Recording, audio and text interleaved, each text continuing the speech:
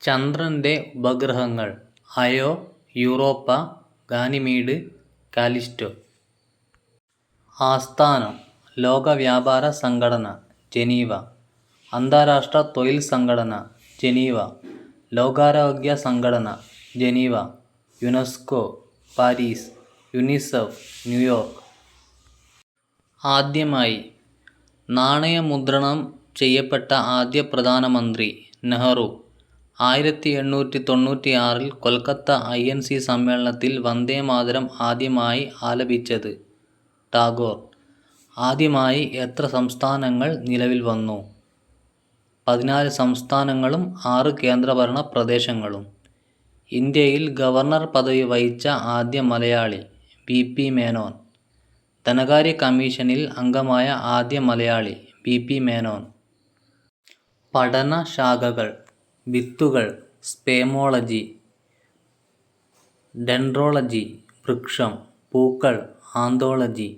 പഴങ്ങളുടെയും വിത്തുകളുടെയും ഘടനയെക്കുറിച്ചുള്ള പഠനം, കാർപ്പോളജി. ജീവികളെ തരംതിരിക്കുന്ന ശാസ്ത്രശാഖ, ടാക്സോണമി.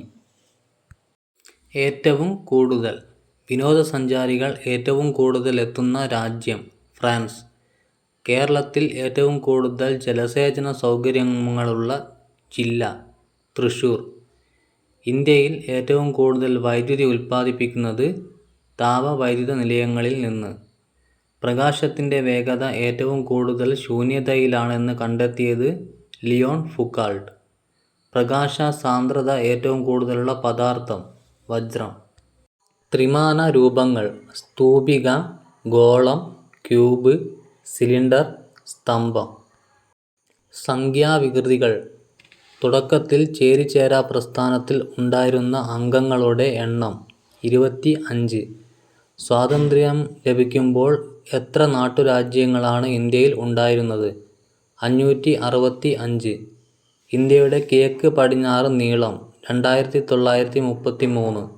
ഇന്ത്യയുടെ കര അതിർത്തി 15200. ഇന്ത്യയുടെ സമുദ്ര അതിർത്തി 7516.6.